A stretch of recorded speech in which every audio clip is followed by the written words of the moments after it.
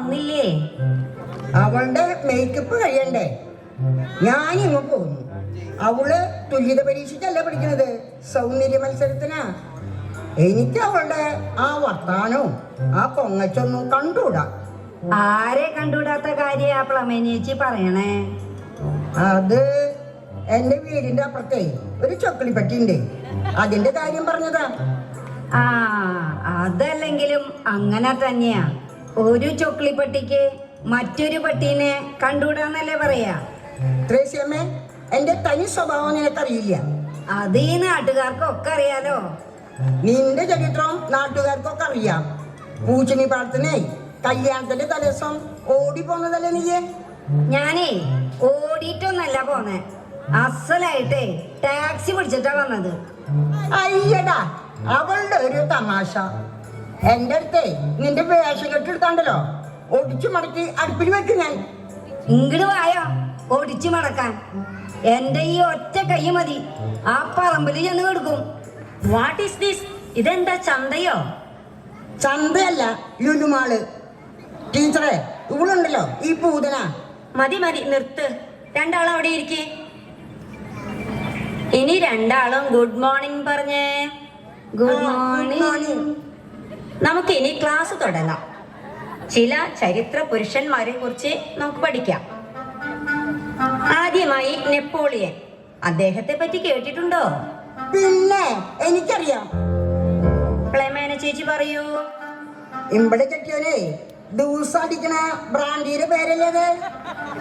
അയ്യോ, ബ്രാൻഡിൻ വിസ്കിയും കാര്യമല്ല. അദ്ദേഹം ഫ്രാൻസിലെ ചക്രവർത്തിയായിരുന്നു. ഇവിടെ ആളും രണ്ടെണ്ണം അടിച്ച ചക്രവർത്തി തന്നെയാ. കുറച്ച് കഴിയുമ്പോ ചക്ക കുഴഞ്ഞ മാതിരി ആവുന്നു മാത്രം. പിന്നെ എന്റെ കയ്യിൽ നിന്ന് രണ്ടെണ്ണം കിട്ടിയാലേ സമാധാനാവൂ. എന്ത്, ഭർത്താവിനെ തല്ലുകയോ? അതൊക്കെ തെറ്റല്ലേ? എന്റെ ടീച്ചറെ, ഫ്രിഡ്ജിന്റെ ഡോർ തുറന്നിട്ടേ ടോയ്ലറ്റാന്ന് വിചാരിച്ച് മൂത്രം ഒഴിച്ച് വെക്കുമ്പോ ഞാൻ അങ്ങോരനുമ്മ വെക്കണം. അതൊക്കെ പോട്ടെ, ഇനി നമുക്ക് ലെനിനെ കുറിച്ച് പറയാം. ആരായിരുന്നു ലെനിൻ? നമ്മുടെ കേരളയുടെ അവിടുത്തെ ലെനിൻ അല്ലേ? അതല്ല, റഷ്യയുടെ രാഷ്ട്രപിതാവായ ലെനിൻ. ലെനിൻ എപ്പോഴാ റഷ്യക്ക് പോയത്? ഞാൻ അറിഞ്ഞില്ലല്ലോ. ഇന്ന് കാലത്തെ വന്ദേ ഭാരത്തിൽ പോയി, നാളെ കാലത്ത് തിരിച്ചു വരും. ഒരു കുന്തവും അറിയില്ല. ആരാണ് ജോർജ് വാഷിങ്ടൺ? ത്രേസ്യാമ്മ ചേച്ചിക്ക് അറിയോ? എനിക്കറിയാം. അതെ, പുതിയ വാഷിംഗ് മെഷീന്റെ പേരല്ലേ അത്? അപ്പുറത്തെ സിസിലി മേടിച്ചിട്ടുണ്ട്. ഇങ്ങനത്തെ വിവരക്കേടൊന്നും പറയല്ലേ. അമേരിക്കയുടെ ആദ്യത്തെ പ്രസിഡന്റാണ് ജോർജ് വാഷിങ്ടൺ. ഇനി നമുക്ക് സ്വാതന്ത്ര്യ സമര സേനാനികളെ കുറിച്ച് പഠിക്കാം. അത് കലക്കും, ടീച്ചർ പറഞ്ഞു. ബാലഗംഗാധര തിലകൻ, ഗോപാലകൃഷ്ണ ഗോഖലെ, ലാലാ ലജ്പത് റായ്, ഇവരെ പറ്റി കേട്ടിട്ടുണ്ടോ? എന്താ പ്ലമേന ചേച്ചി ചിരിച്ചേ? അല്ല, ഈ പറഞ്ഞവരുടെയൊക്കെ അച്ഛനും അമ്മയും വായു വലിച്ചു കിടക്കുമ്പോഴേ ഒരു ഗ്ലാസ് വെള്ളം കുടിക്കണമെങ്കിൽ ഗോപാലകൃഷ്ണ ഗോഖലെ എന്നെ നീട്ടി വിളിച്ചു വരുമ്പോഴേക്കും അവറ്റങ്ങളുടെ വായു പോലോ എന്നോർത്ത് ചിരിച്ചതാ. എന്തോ ഒരു കണ്ടുപിടുത്തം. മതി ചരിത്ര പഠനം, നിർത്താം. ഇനി നമുക്ക് മലയാളം പഠിക്കാം. ചങ്ങമ്പുഴയുടെ രമണനെ പറ്റി കേട്ടിട്ടില്ലേ? ആര്? നമ്മുടെ തെങ്ങാറിന രമണനോ? അതൊന്നല്ല, കവിതയാണത്. കേട്ടിട്ടില്ലേ? കാനന ഛായയിലാടുമേക്കാൻ ഞാനും വരട്ടെയോ നിന്റെ കൂടെ എന്ന് ചന്ദ്രിക ചോദിക്കുമ്പോൾ രമണൻ പറയാണ്, പാടില്ല പാടില്ല നമ്മെ നമ്മൾ പാടി മാറുന്നൊന്നും ചെയ്തു കൂടാ. അങ്ങനെ പറഞ്ഞത് നന്നായി. ഇക്കാലത്താണെങ്കിൽ അവൻ പീഡിപ്പിച്ചു എന്ന് പറഞ്ഞ് അവള് കേസ് കൊടുത്തേനെ. എന്നിട്ട് എന്താണ്ടായേ? അത് കേക്കട്ടെ. ചന്ദ്രിക വേറെ കല്യാണം കഴിച്ചതറിഞ്ഞ് രമണൻ ആത്മഹത്യ ചെയ്തു. പോട്ടൻ, അവൾ അവനെ തേച്ചിട്ട് പോയാ അവനും അതുപോലെ അവളെ തേച്ചിട്ട് പോണ്ടേ? നിർത്ത്. രമണൻ ഒരു തവണ മരിച്ചതാ, ഇനി കൊല്ലണ്ട. ഇനി നമുക്ക് വ്യാകരണം പഠിക്കാം. 3 കാലങ്ങളാണ് പ്രധാനമായും പഠിക്കാനുള്ളത്. വർത്തമാനകാലം, ഭൂതകാലം, ഭാവികാലം. ഉദാഹരണത്തിന് ജോണി മാവിൽ കയറുന്നു. ഇത് വർത്തമാനകാലം. അല്ല ടീച്ചറെ, ജോണി വർത്താനം പറഞ്ഞിട്ടാണോ മാവിന് കയറുന്നത്? പ്ലീസ്, ഞാനൊന്ന് പറയട്ടെ. അടുത്തത് ജോണി മാവിൽ നിന്ന് വീണു. അതേത് കാലമാണ്? അതവന്റെ കഷ്ടകാലം. അല്ല, അത് ഭൂതകാലം. ജോണി ഇനിയും മാവിൽ കയറും. അത് ഭാവികാലം. അതവന്റെ അഹമ്മദിയല്ലേ? ഒരു തവണ വീണിട്ട് പാഠം പഠിച്ചില്ലെങ്കിൽ അവനെ തല്ലാളില്ലാണ്ടാ. പ്ലീസ്, ഒരു ഉദാഹരണം പറഞ്ഞതല്ലേ. ഇന്നലെ ഞാൻ വാക്യത്തിൽ പ്രയോഗിക്കാനായി ചില വാക്കുകൾ തന്നിരുന്നല്ലോ. പ്ലമേനീച്ചയോട് പറഞ്ഞ വാക്ക് ഏതാണ്? ഓർമ്മയുണ്ടോ? കിംവദന്തി. വായിക്കൂ. ഞാൻ ഒല്ലൂര് പെരുന്നാളിന് പോയപ്പോ വഴിയിൽ ഒരു കിംവദന്തിയെ കെട്ടി തൂക്കിയിട്ടിരിക്കുന്നത് കണ്ടു. ഇതെന്താ, പടവലങ്ങ? കിംവദന്തി എന്ന് പറഞ്ഞാൽ ഇല്ലാത്ത ഒരു കാര്യം പറയുക എന്നതാണ്. ത്രേസ്യാമ്മ ചേച്ചിക്ക് തന്ന വാക്ക് എന്തായിരുന്നു? ആചാരം. വായിച്ചേ. ഗ്യാസ് തീർന്നു പോയതിനാൽ ഇന്നലെ സിസിലി വിറകടുപ്പിലാണ് പാചകം ചെയ്തത്. അപ്പോൾ കിട്ടിയ ആചാരം തെങ്ങിന്റെ കടക്കിൽ കൊണ്ടുപോയി ഇട്ടു. ആ, അത് കുറച്ച് ചേച്ചിയുടെ തലയിലും ഇടായിരുന്നില്ലേ? അതെന്തിനാ ടീച്ചറെ? ബുദ്ധി വളരാൻ. ഒരു വാക്കും കൂടി തന്നിട്ടുണ്ടായിരുന്നല്ലോ. അതേതാ? കാലുഷ്യം. അത് എഴുതിയിട്ടുണ്ടോ? എഴുതിയുണ്ട് ടീച്ചറെ. വായിച്ചേ. നമ്മുടെ മുളുഷ്യം പോലെ കൊല്ലത്തുള്ളവർ വെക്കുന്ന ഒരു കൂട്ടാനാണ് കാലുഷ്യം. ഇതിൽ പ്രധാനമായും മത്തങ്ങയാണ് ഉപയോഗിക്കുന്നത്. മത്തങ്ങയല്ല, കുമ്പളങ്ങ. ഇനി നമുക്ക് മഞ്ചരി വൃത്തത്തിന്റെ ലക്ഷണം പഠിക്കാം. നിങ്ങൾ ശ്രദ്ധിച്ചു കേൾക്കണം. ഗ്ലതകാകളി വൃത്തത്തിൽ രണ്ടാം പാദത്തിന്റെ അന്ത്യത്തിൽ രണ്ടക്ഷരം കുറഞ്ഞിടുകിൽ അത് മഞ്ചരിയായിടും. എന്തുട്ട് നമുക്ക് സുഖുവിന്റെ മോള് മഞ്ചിരിനെയാണോ പറയണത്? നോക്കിയേ, അവൾക്ക് ഒരു കുറവുമില്ല. നല്ല അച്ചോല് പോലത്തെ ഒരു പെൺകുട്ടി, നല്ല സ്വഭാവവും. മഞ്ചരി എന്ന വൃത്തത്തിന്റെ കാര്യമാണ് ഞാൻ പറയണേ. നല്ല വൃത്തിയുള്ള കുട്ടിയാട്ടാ. ടീച്ചർ വേറെ വല്ലതും പറ. ശരി, ഇനി നമുക്ക് സയൻസ് പഠിക്കാം. ഒരു വസ്തുവിന്റെ പിണ്ഡം എങ്ങനെയാണ് കണക്കാക്കുന്നത്? പിണ്ഡം എന്ന് പറഞ്ഞ ആനപ്പിണ്ടാണെങ്കിൽ ചിലപ്പോ 1 കിലോ അല്ലെങ്കിൽ 2 കിലോ.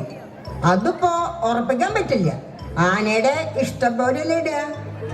അല്ല, ഇനി പിണ്ടതയിലാണെങ്കിൽ ഒരു 2 ഔൺസ് അല്ലെങ്കിൽ 4 ഔൺസ് അങ്ങനെ കിട്ടുക. ആ തൈലം എടുത്ത് കുറച്ച് ചേച്ചിക്ക് കലക്കി കുടിക്കാമായിരുന്നില്ലേ?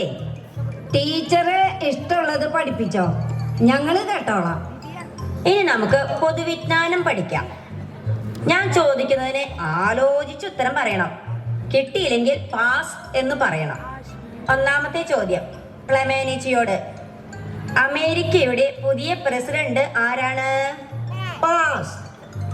ആലോചിച്ച് പറയൂ. ആലോചിച്ചിട്ട് പാസ്. ത്രേസ്യാമ്മ ചേച്ചി പറയൂ. പിള്ളേര് പറയണ കേട്ടിട്ടുണ്ട്, ഹമ്പുന്ന പമ്പുന്ന എന്നിട്ട് അങ്ങട്. പമ്പും ഹമ്പും ഒന്നല്ല, ഡൊണാൾഡ് ട്രംപ്. അടുത്തത്. വേണ്ട ടീച്ചറെ, ഇതൊന്നും ഞങ്ങളുടെ തലയിൽ കയറില്ല. ശരി, ഇനി ഞാൻ കേരളത്തിലെ നദികളെ കുറിച്ച് പറയാം. 3 നദികളാണ് കിഴക്കോട്ട് ഒഴുകുന്നത്: പാമ്പനാർ, കബനി, ഭവാനി. ബാക്കിയെല്ലാം പടിഞ്ഞാറോട്ട് ഒഴുകുന്നു. അത് കറക്റ്റാ. ഭവാനി അല്ലെങ്കിലും എടുത്തടിച്ചാൽ നിൽക്കുള്ളൂ. എല്ലാവരും തെക്കോട്ട് പോകുമ്പോ അവള് വടക്കോട്ടാ നടക്കുക. ഏത് ഭവാനിയുടെ കാര്യം പറയണേ? നമ്മുടെ വാസുവിന്റെ കെട്ടിയോളില്ലേ ഭവാനി, നിനക്കറിയില്ലടി ത്രേസ്യാമ്മേ? പിന്നെ ചേച്ചി പറഞ്ഞത് കറക്റ്റാ. അയ്യോ, ഇങ്ങനത്തെ മന്ദബുദ്ധികളെ ഞാൻ ഇതുവരെ കണ്ടിട്ടില്ല. ടീച്ചറെ, കാര്യമൊക്കെ ശരി, സൂക്ഷിച്ച് സംസാരിച്ചോളോ. അതെ, ഞങ്ങളുടെ മക്കൾക്ക് ഒരു പ്രാന്ത് ഇളകിയിട്ടാ ഈ തുല്യത പരീക്ഷയ്ക്ക് പോകാൻ പറഞ്ഞത്. അല്ലാണ്ട് ഞങ്ങൾക്ക് ഇതിന്റെ ആവശ്യമൊന്നുമില്ല. അല്ലടി ത്രേസ്യമ്മേ? അതന്നെ പ്ലമേനേച്ചിയെ, ഈ പഠിച്ചിട്ട് ഈ വയസ്സുകാലത്ത് ഉദ്യോഗം ഭരിക്കാനൊന്നും നമ്മൾ പോണില്ല. നമുക്കതിന്റെ ആവശ്യമില്ല.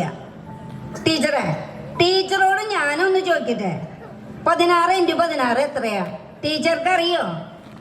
256. ഇനി 18 × 18 എത്രയാണെന്നറിയോ? 324. ഞങ്ങൾക്ക് പെരുക്ക പട്ടിക മനപ്പാടാ ടീച്ചറെ. ടീച്ചർക്ക് വലിയ വലിയ ആൾക്കാരുടെ പേരൊക്കെ അറിയാം, ഞങ്ങൾക്കതൊന്നും അറിയില്ല. അത് ശരി തന്നെയാ, പക്ഷേ ഞങ്ങൾക്കറിയണത് പലതും ടീച്ചർക്കറിയോ?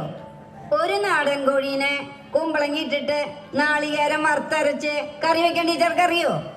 ഓല മെടയാൻ അറിയോ? ടീച്ചർക്ക് കൂട്ടാൻ വെക്കണമെങ്കിൽ യൂട്യൂബ് നോക്കിയിട്ട് വേണ്ടേ?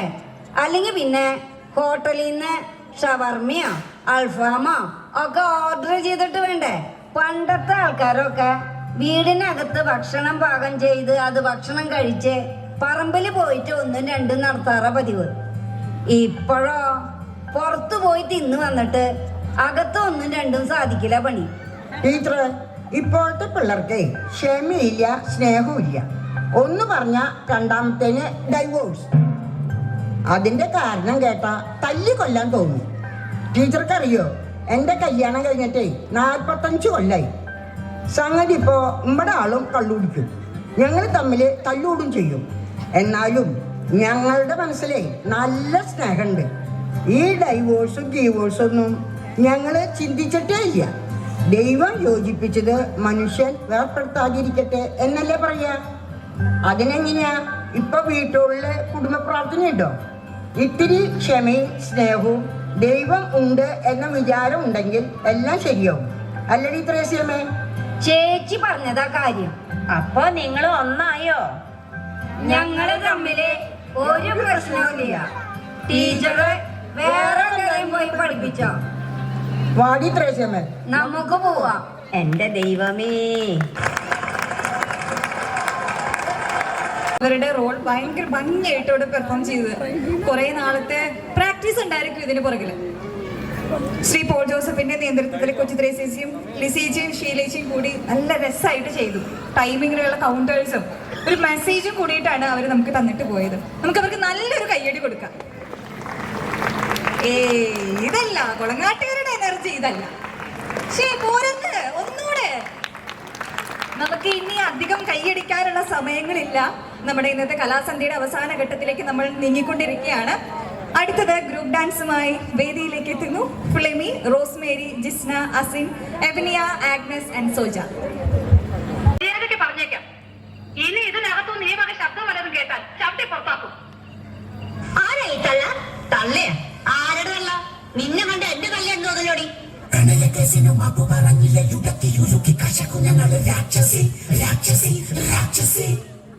കരിമഷിയിട്ട കറുത്ത കണ്ണിലെ കുറുമ്പു നോട്ടങ്ങൾ അടിച്ചെടുത്തിടും രാക്ഷസി രാക്ഷസി രാക്ഷസി.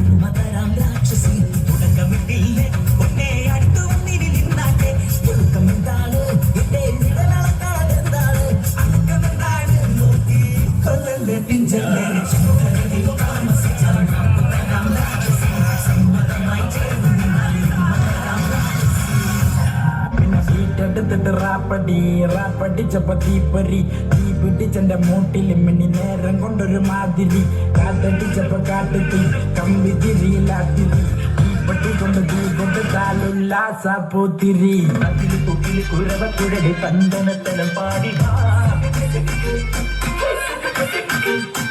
പട്ടത്തി തുഴഞ്ഞ് പട്ടക മടിച്ച് പാണ്ടിയ പട്ട കേറി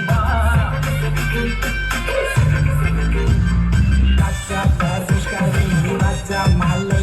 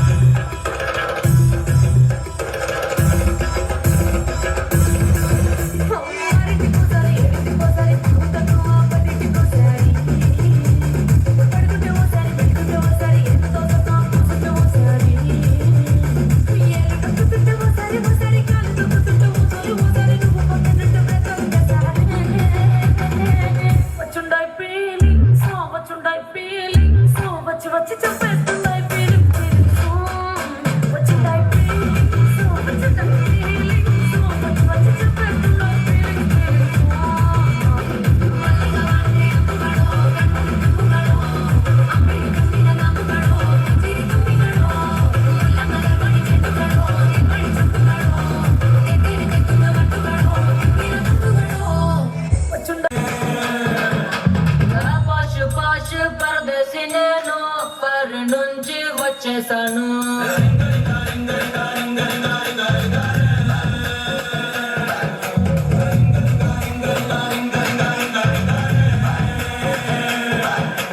పేరు బస్సు ఎక్కి ఎక్కి రోతే పుట్టి ఎర్ర బస్సు మీద నాకు మోజా పుట్టి బెంగుళూరు కళ్ళినాను మంగళూరు కళ్ళినాను బీహారు కళ్ళినాను జైపూరు కళ్ళినాను రాయలూరు సీమకొచ్చి సెట్ అయ్యాను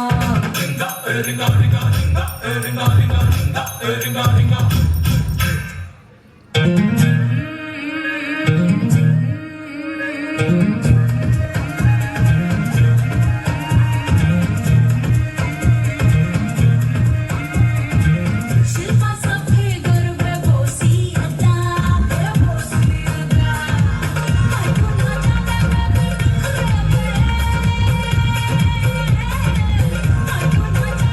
भी